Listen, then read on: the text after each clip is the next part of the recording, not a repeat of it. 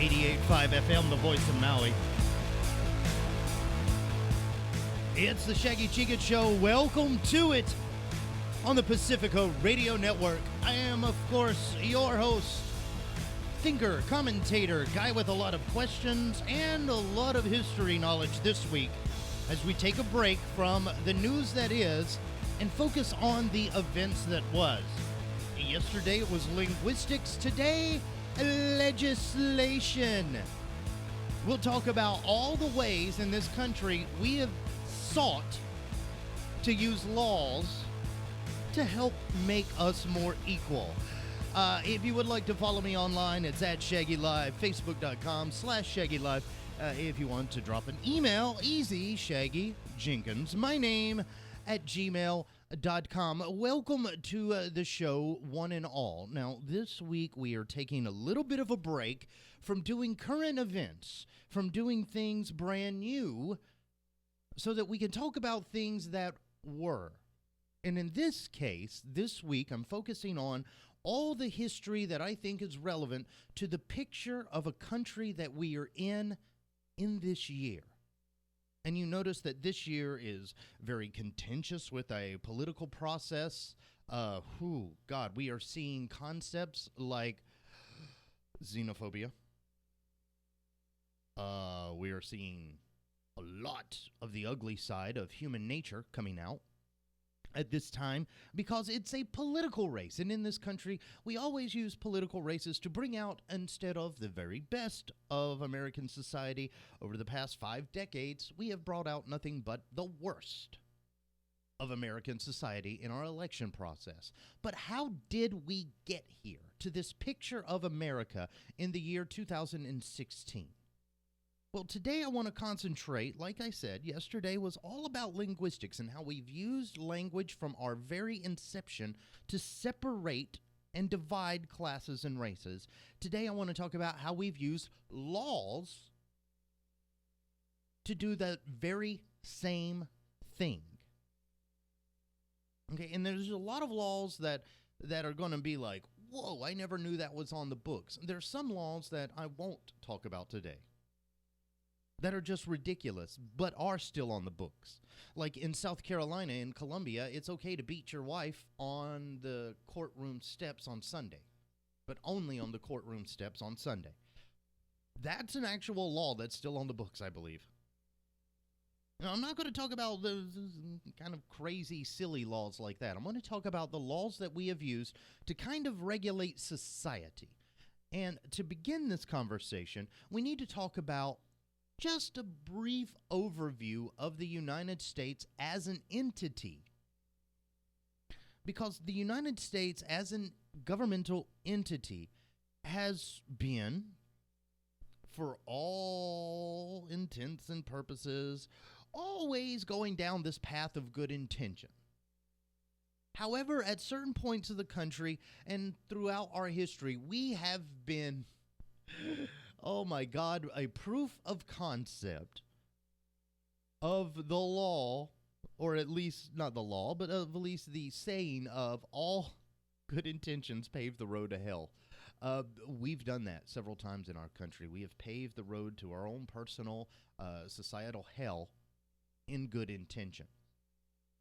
So where do we start with when we look at the history of the United States and how it made the picture of what we see now through legislation that dealt with only social justice? Well, we have to start off with our first backwards opinion.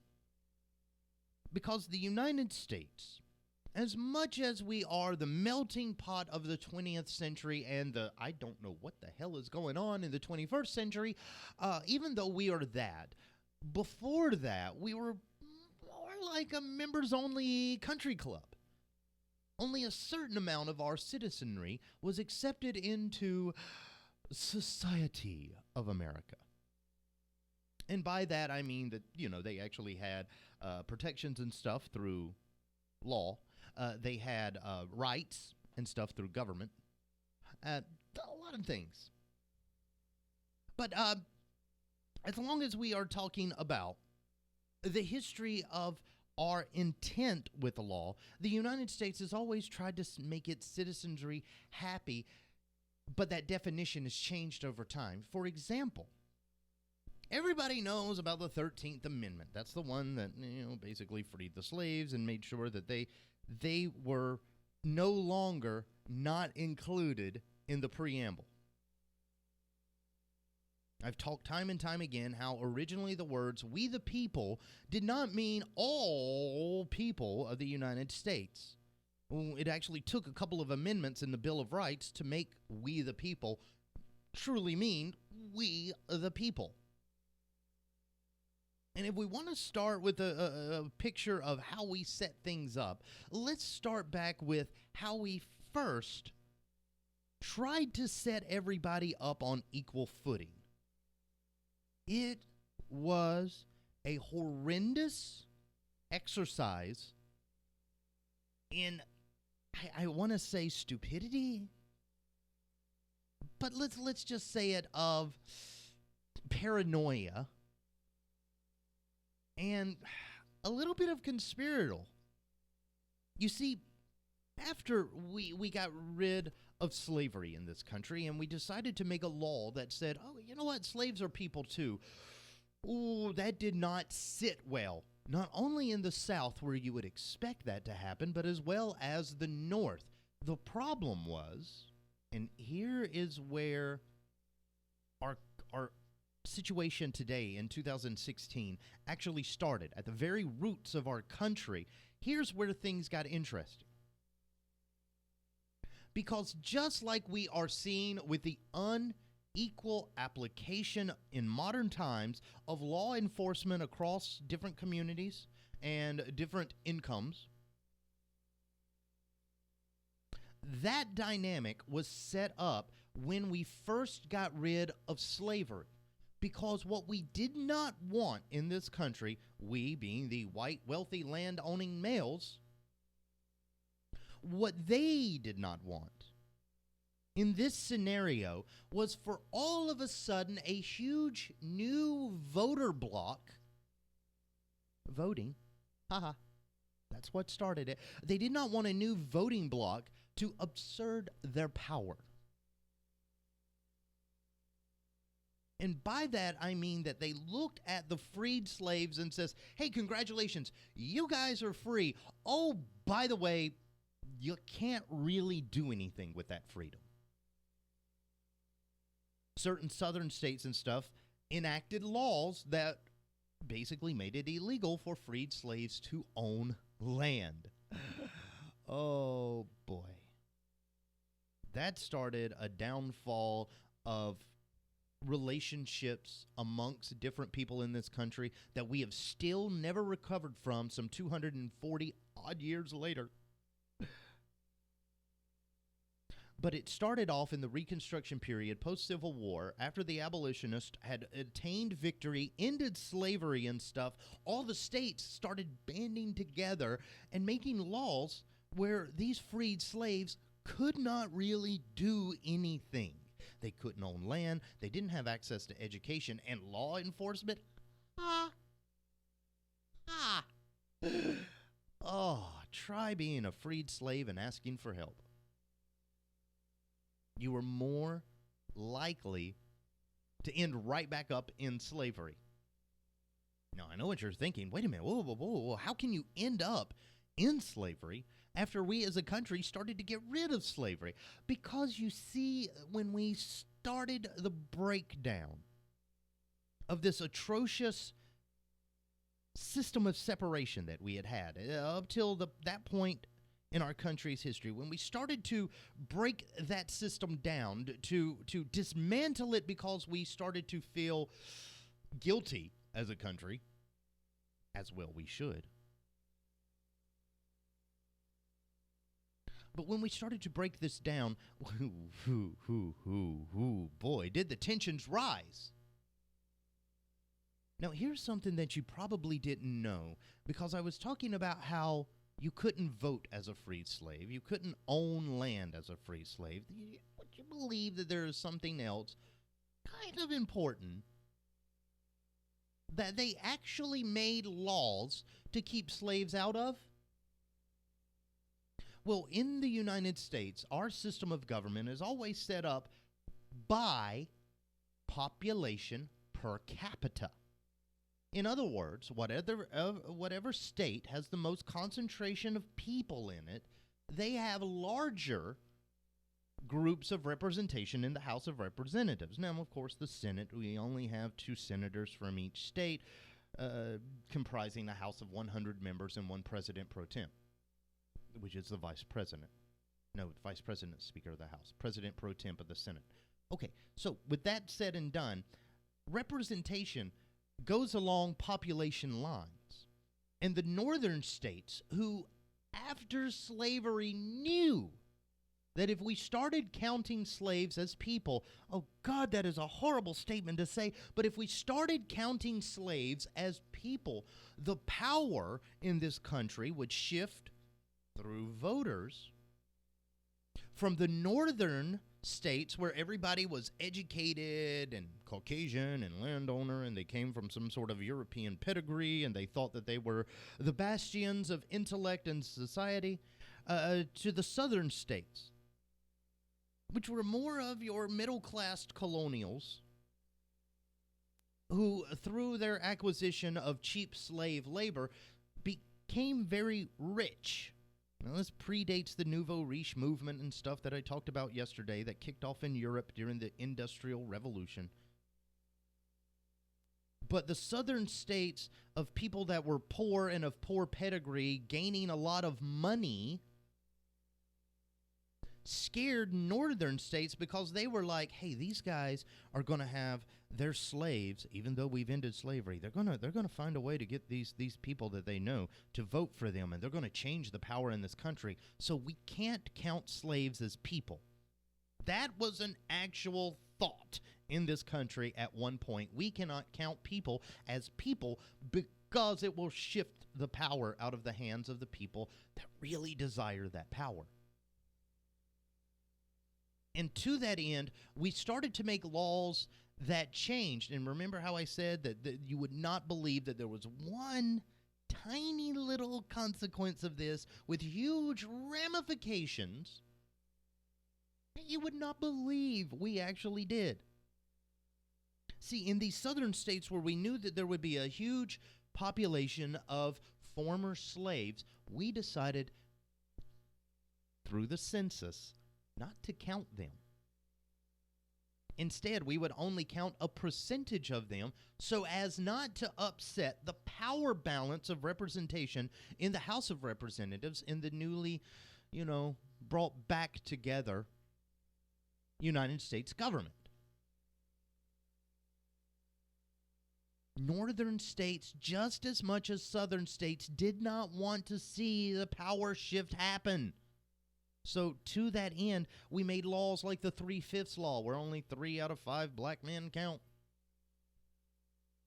That way we could keep the population number down through the U.S. Census and not really have to readjust representation in the House of Representatives. It was all a power struggle at first because slaves represented bodies and bodies represented voters. Oh, by the way, we didn't give them the right to vote just yet. And then that's where the history gets crazy. Because if we're thinking about all of the stuff that you can do in a culture, in a civilization, as it were, if we're thinking about all the things that we can do,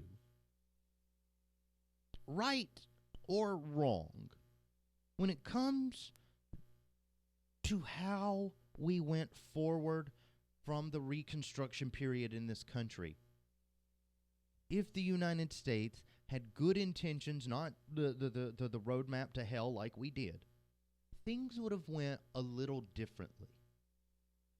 Now, we know in the year 2016, and I've said this time and time again, fear and anxiety are the motivators of society. We drum up fear about an issue versus understanding and education.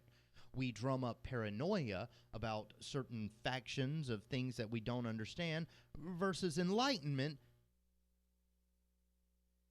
We like to be scared little bunnies in our cage. I don't know what it is about this country, But that's the way it goes. And we set up all those dynamics in the Reconstruction period when we started trying to mitigate, to negotiate, as it were, the impact that these new American citizens, former slaves, were going to have on our country. And to this end, the poo hit the fan as far as our thinking. Because if you want to look at the roots of all the unrest and stuff that's happening now, we have to look far back in our history to see the conditions that we set up. They're called precedents.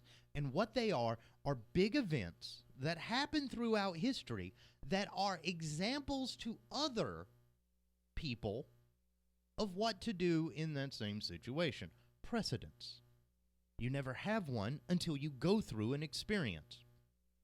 And there you have it.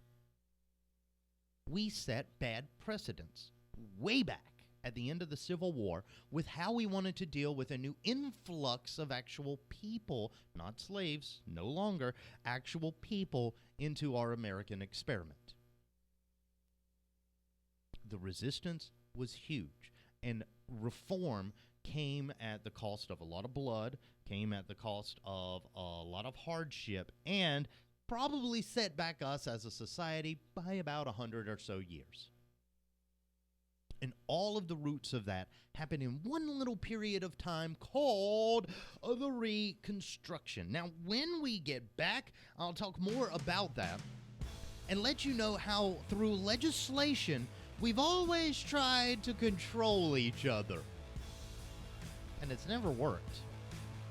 Find out more up next on the Shaggy Jenkins Show.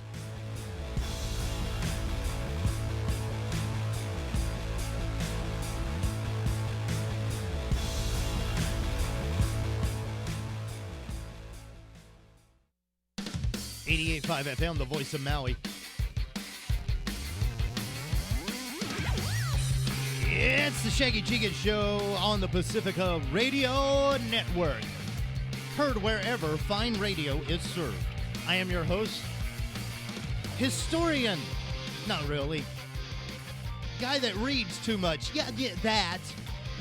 Critical thinker, problem solver, man with a lot of questions. My name's Shaggy Jenkins. Welcome to my humble little corner of the world.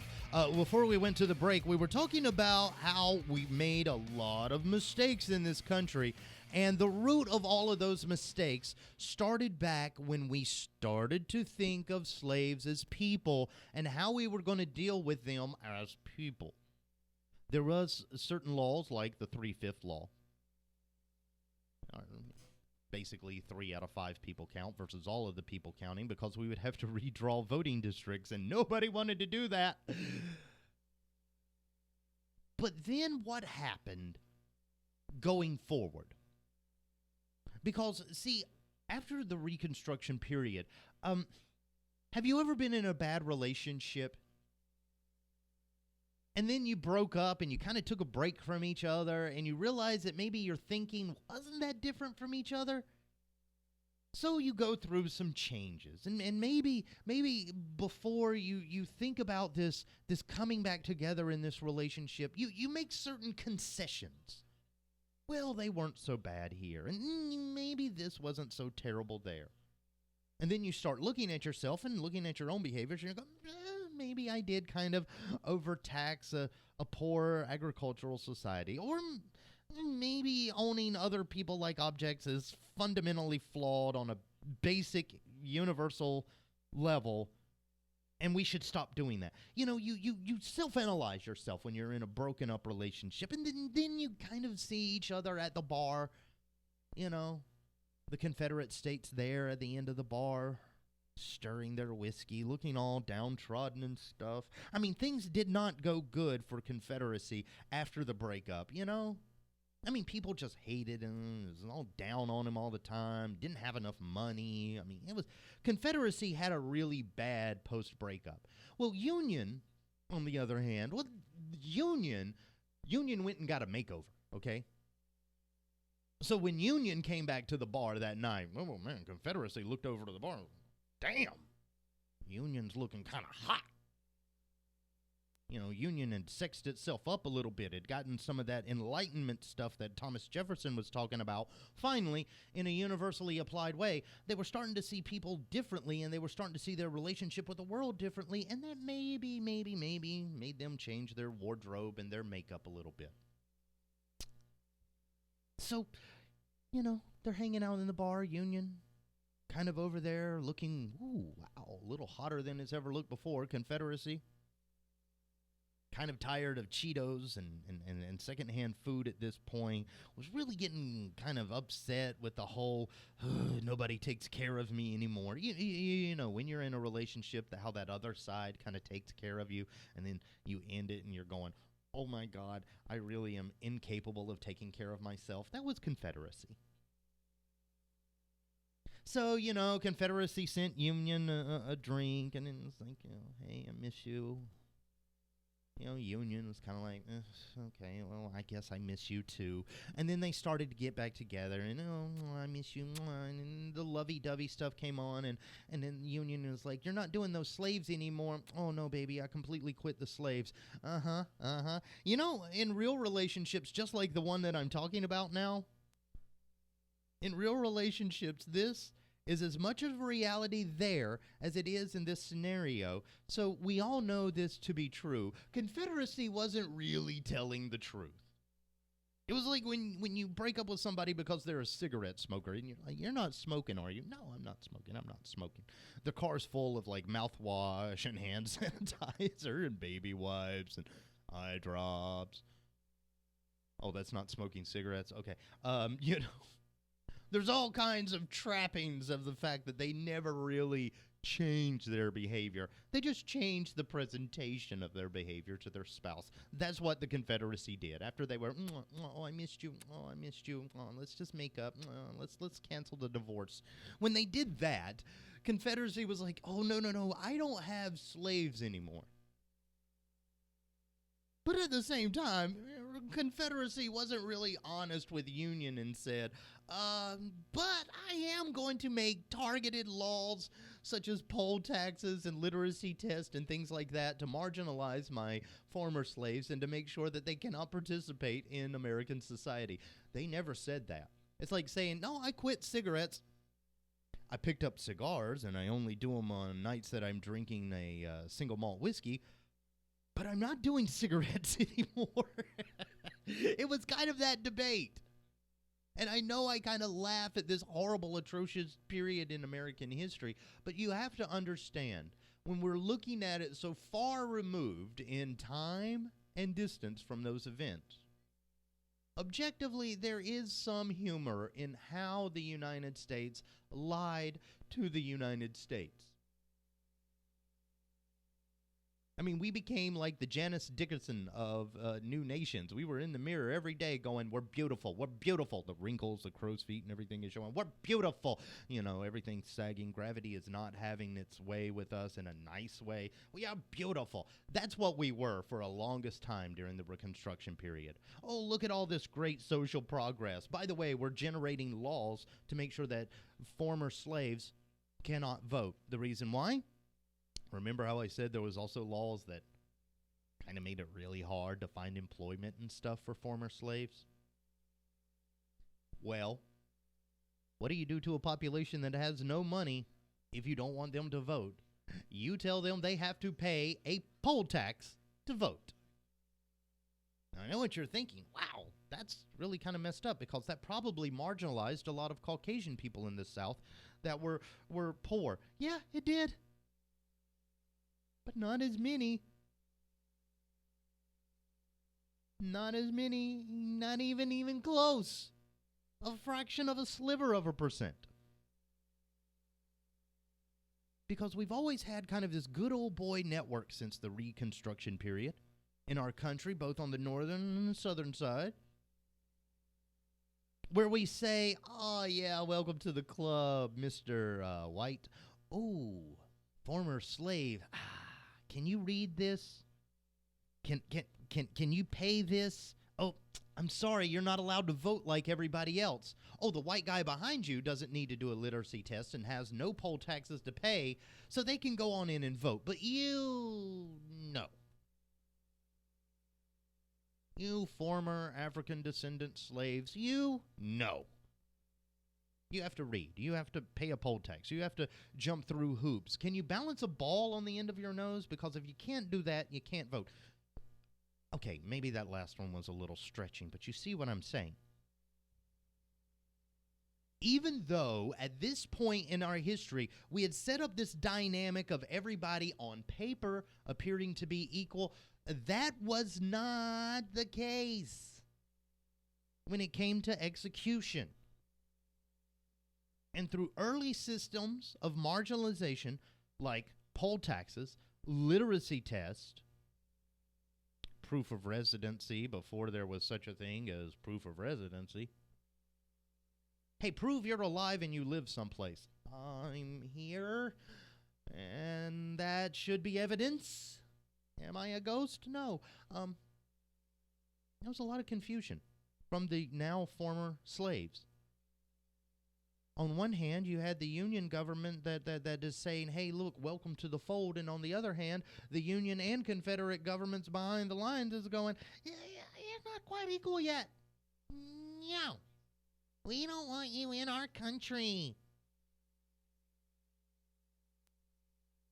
Now, a while back, I had made mention that you could find yourself as a former slave in the Reconstruction period right back in slavery. And a lot of people kind of scratch their head when I said that, and they're going, how can you have slavery after slavery? How does slavery happen after it's illegal? Oh, boy, because here we go. The next little facet of how we've always used legislation to kind of marginalize people along racial lines, the next chapter in that is sickening? Is that the word that I want? Sickening? It's disgusting. It's atrocious. It's a tragedy that it happened. Oh, I'm sorry. It's still happening? Except now we apply it among gender lines as well. Oh my God. What am I talking about? Because the thing that was set up back then, way back then, that is still defining us as a country here in the year 2016. It all comes down to how each person in their community is treated by the law. And after the Reconstruction period, even though we promised these former slaves, welcome to American society, you're one of us now, one of us. We have education systems, we have infrastructure, we have road, we have, certain burgeoning industries and stuff we can get into. On one hand, we were offering that to them, and on the other hand, in backdoor sessions and things like that, we were making decisions that stifled their access to the American life. Oh, and then it gets even better, because back in the Reconstruction period, we decided that we really didn't want to coexist with all these black people living in our neighborhoods, and we created the ghetto. Yeah, we set up in city planning lines around the city where it's okay for you to live there. Just keep out of view of us good citizens, a.k.a. white people. Okay, a.k.a. white men, because white women really, you've had a very bad history too. But one of the things that was to come out of the Reconstruction period that we still execute today, and even though every scientific institution that we have says that it is fundamentally flawed with this mentality, ready for it? In the Reconstruction period, we decided that not all men are paid equal. Now, the Constitution comes up and says, we're all created equal and all of that, and we're trying to form a new union, the Declaration of Independence. It also said some flowery things about the equality of all mankind. But in actual practice of the United States, not so much. Because one of the things that the federal government did not realize during the Reconstruction period, as it started to go about 5 years after the war had ended, one of the things that we did not in this country have the foresight to see further down the road than we are now seeing it here, access is important. And the federal government never made any mandate for equal application and access of the law and its protections to these new percentage. They weren't really, remember, nobody was counted as a whole person. This new percentage of American citizens. We never enacted any system of saying fair and equal application of the law. And if we were going to do it, if we were going to change the picture of the world that we live in now in 2016, that should have been a thought. Because remember, Confederacy and Union, they had a bad relationship. They broke up. They've made some changes to each other. They've gotten back together. They're not exactly honest with each other, but at least they're back together, and just like Rachel and Ross on Friends, everybody was so excited for it because Confederacy and Union were such the it couple of the world at that point. And now that they got back together, things were going to be great. Wrong. Because the Union, as much as it tried to portray itself as an enlightened society, still had a lot of problems with dealing with former African slaves as people. They didn't want them to be educated, so they marginalized them. We created the ghetto. We pushed them outside of access to things like sanitation. Yeah, basic sanitation. We cut off their access through stupid, one-sided, targeted legislation that says that they couldn't vote unless they jumped through several dozen hurdles that the rest of society at that time did not have to go through. We used law to leverage our acceptance of another race, both North and South, in the newly formed United States. And so there is this always this feeling, this consensus, when you talk to somebody, especially when you talk to somebody about old things like this, it's like, the Union guys were just so great.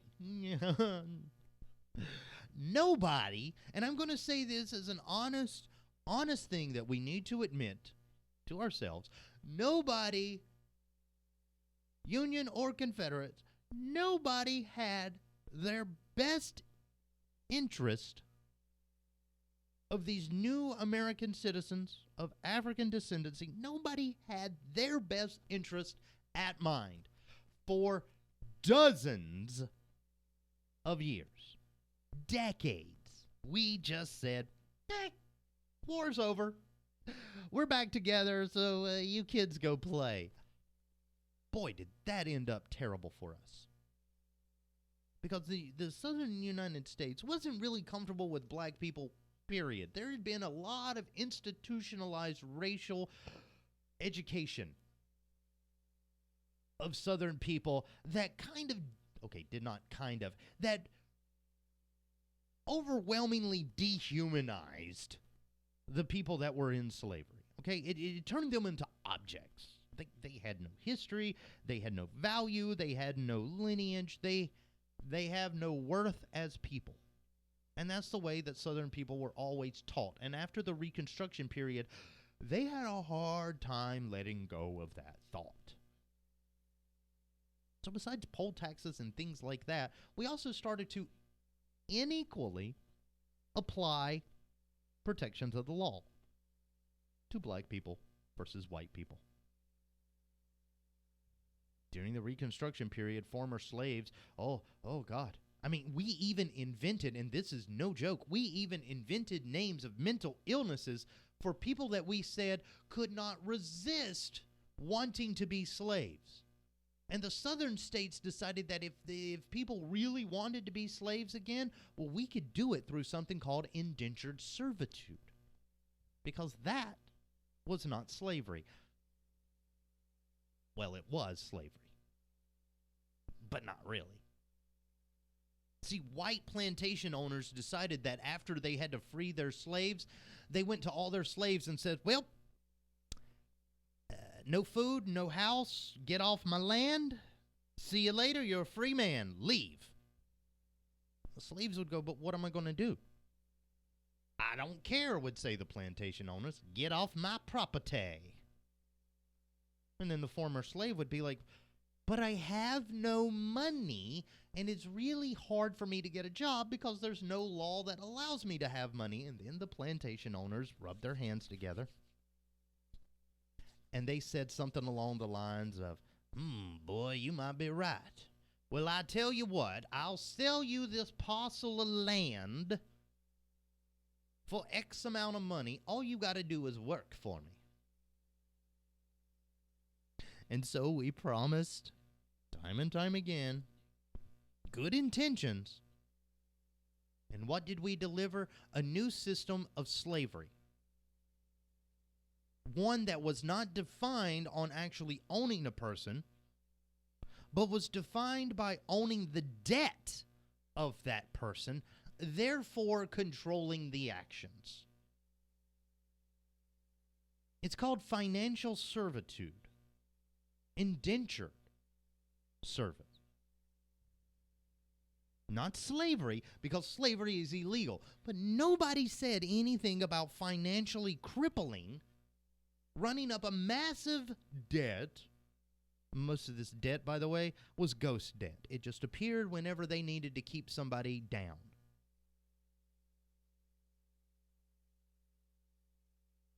And we used that system to control how black people were accepted into society. And we forced them right back into slavery through this financial crippling that we did to them. And that dynamic never really changed, even though it was birthed in the South. The Union states kind of caught on to it and was like, what do you mean? We can pay black people differently? Well, hell yeah. Let's do that. And that's exactly what we did. Now, later, women would come into the workforce in a big way, and they would realize that there's this thing called wage inequality. And that had them scratching their heads, but for years and years and years, that's already existed for the black community in the United States. Now, slavery? It was not. Or was it? Now, think about it this way. Because that dynamic of setting up laws to financially cripple part of our society still happens to this very day. So does targeted laws to prevent people from voting. All of that was set up in the Reconstruction period. When we come back, how did we try to change for the better? It's the Shaggy Jenkins Show.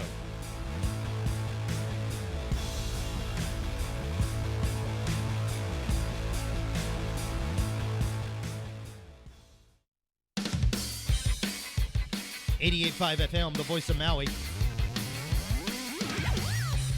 It's the Shaggy Jenkins Show. Welcome to it. I am, of course, your humble host, commentator, history buff. Yeah, why not? Shaggy Jenkins, heard on the Pacifica Radio Network. You can reach me by email, shaggyjenkins@gmail.com. We've been talking about how the origins of our differences were set up in the Reconstruction period.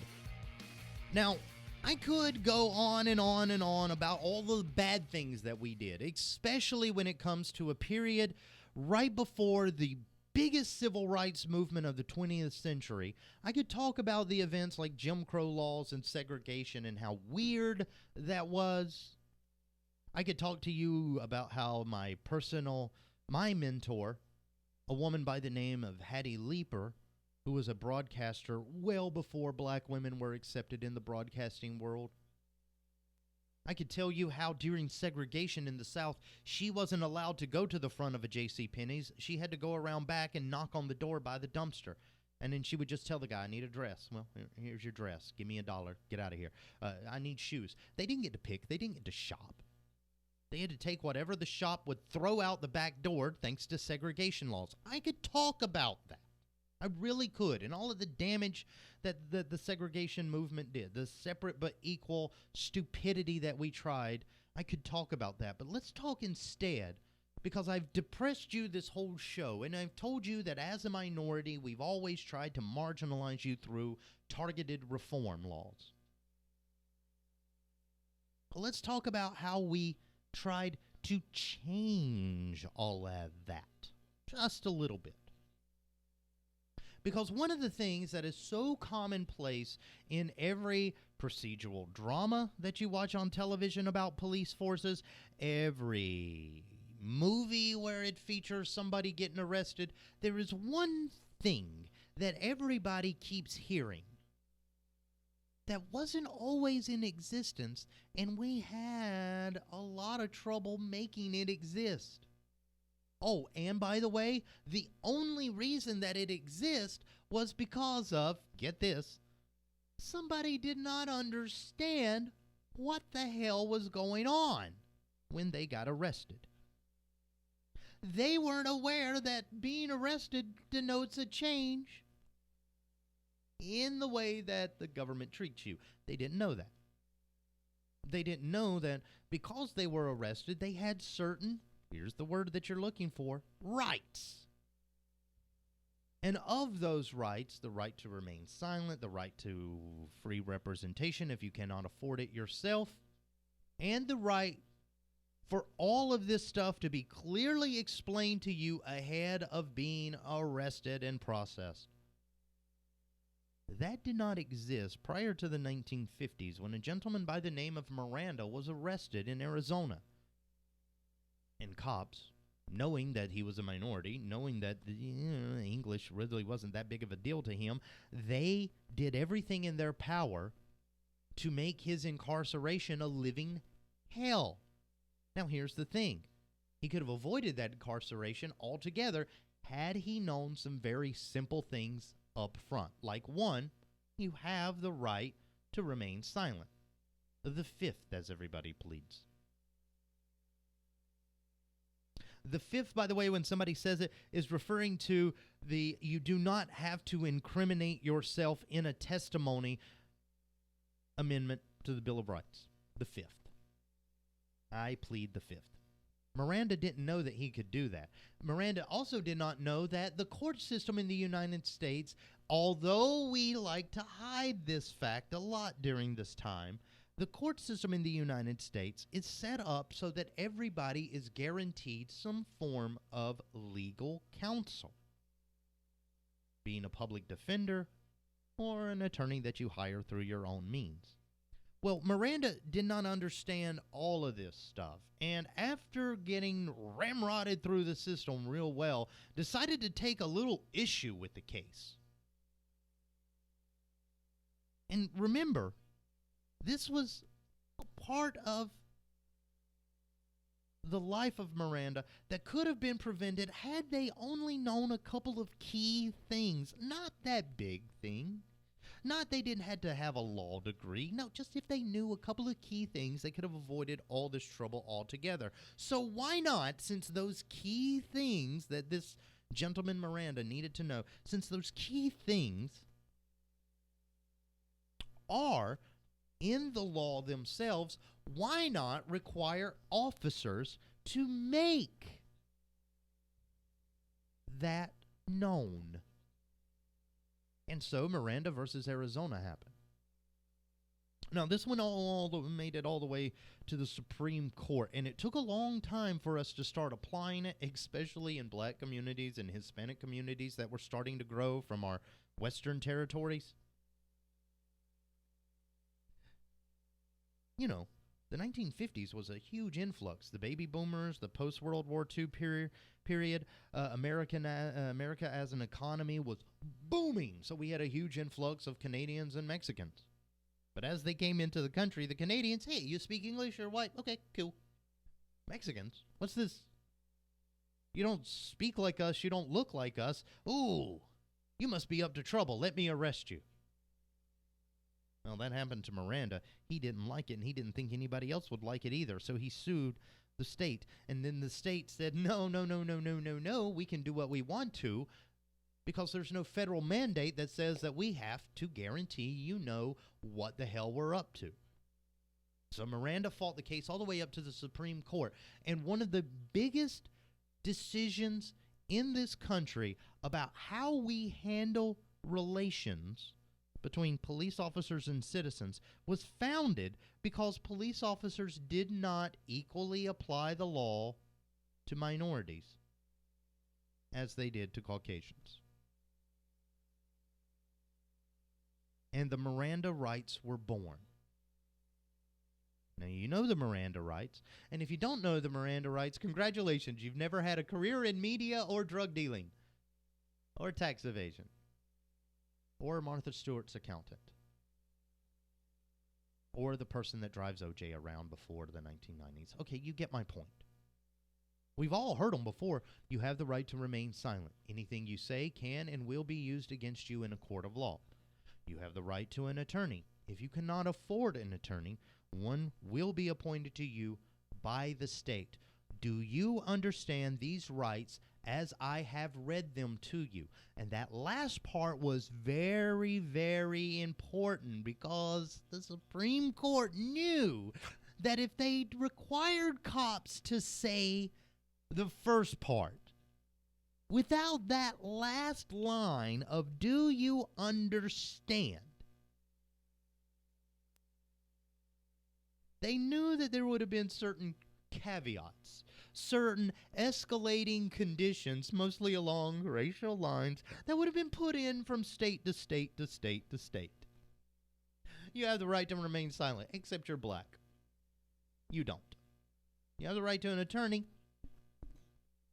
but really, we're not going to give you a good one. You see what I'm saying? And here's the thing that made the Miranda, reading somebody their Miranda rights, this is what made it so important, was the last line of it. Do you understand these rights? Remember, Miranda, the guy that these things are named after, wasn't all that comfortable with the English language. And the Supreme Court knew that when they wanted to pass this law, that if they were going to make this law actually take hold, if they were going to make this law actually have real meaning and real teeth, they had to make sure that the people being read those rights understood them, so that later on down the process, manipulation couldn't happen. So right at the beginning of the criminal process, we have to do this thing called the Miranda rights, and we had to do that because we as a country did not want to apply the law equally to all of our citizens. Now, of course, during the 1950s leading up to the 1960s, there was these things called Jim Crow laws.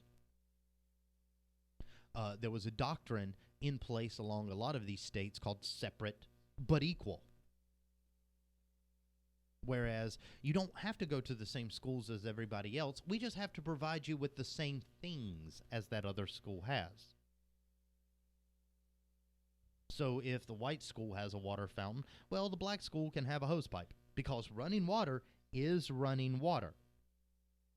That was our cheeky way of trying to do separate but equal. Well, it's both running water.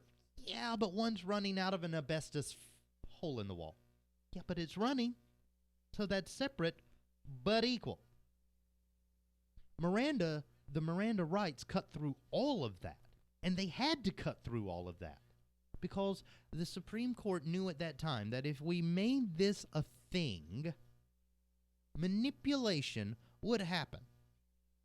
So we have to make sure at the end of reading someone their rights that they have full comprehension of what we just told them before we proceed further. Now, I know what you're saying. What happens if I tell somebody, no, I don't understand the rights? Then you're going to have a very stern talk with the police officer as they explain terms like representation, right to silence. What does it mean when you talk? They're not going to sit there and skirt around this issue. The Miranda rights really are the cornerstone of their induction process into the criminal system. So you will never find a cop that just looks at you and goes, really? No, they will take the time to explain it to you because that's their job. The Supreme Court made it their job because if they do that right at the beginning of it, going into the criminal system, okay, let's not lie. I was going to say going into the criminal system, you would have a certain awareness of your rights, and then the judicial process could work seemingly fine, right? Wrong. Even though that we made the Miranda rights, we had to make a lot more legislation on the back end of those to guarantee that judges would not unequally apply punishment. Minimum and maximum sentencing actually came up because, hey, we gave white people slaps on the wrist. We gave minorities whole lifetime sentences for minor infractions.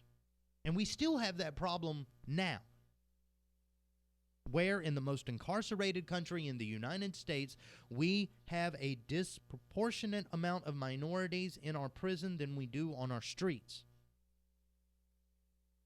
We still do that to this day, but we tried to peel back the ignorance of that with the establishment of the Miranda rights.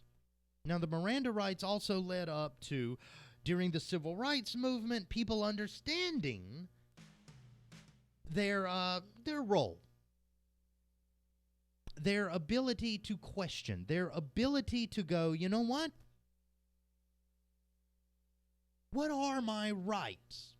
Oh, I can be quiet and not incriminate myself? Okay, then. Because during the civil rights movement, people that didn't normally have access to education like the nuances of law in American society, once they encountered cops and the Miranda rights were read to them, they understood very quickly their role.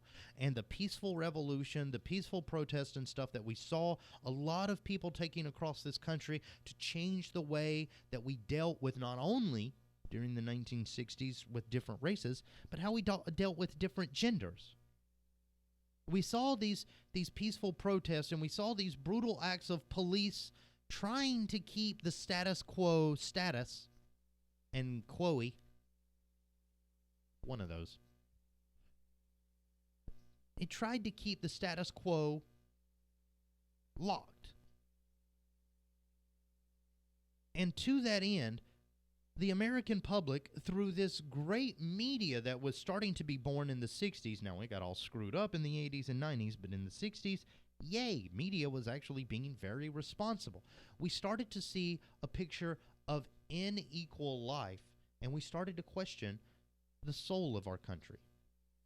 And the Miranda rights were the kickoff to that thinking. Then there was the repeal of all the Jim Crow laws. Then there was the application of forced integration amongst the South because they didn't want to get along. And decade after decade after decade after decade, we've made laws to kind of improve society as we know it. We haven't made a law, though, that makes wage inequality go away. So maybe that's what's next. It's been a brief history of the world as we know it leading up to the picture of today. And we'll come back with more history tomorrow.